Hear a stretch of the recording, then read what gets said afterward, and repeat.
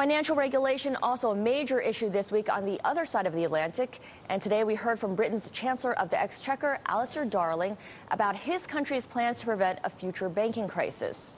Bloomberg's Chris Burns is following the regulatory story for us from Brussels. And Chris, what are we hearing today from the Brits? Well, Scarlett, Chancellor Alastair Darling, Chancellor of the Exchequer, is going to be giving a speech this evening, but the prepared speech was released earlier today.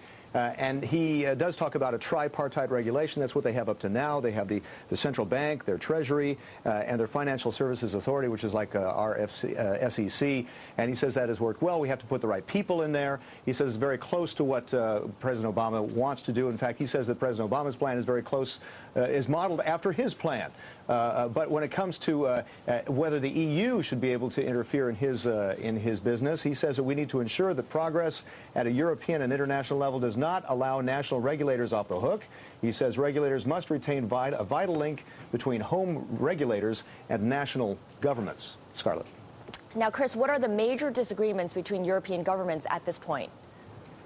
Well, it really comes down to this idea about whether European authorities should be able to overrule national authorities. The Brits are very, very sensitive about that. Also, the question of regulating rating agencies and whether there should be restrictions on short selling, whether the EU can do that.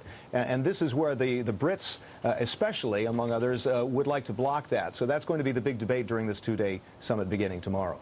And Chris, I'm curious to hear how the Europeans are reacting to the news from the Obama administration. Well, we did hear from Chancellor Darling. He did say that the U.S. plan was, in his words, extremely welcome. He said that in an interview this morning. And he believes that not only Darling, but also the other finance ministers here believe that with a new administration, the Obama administration, they believe it is much more regulation friendly, that they can work together on both sides of the Atlantic.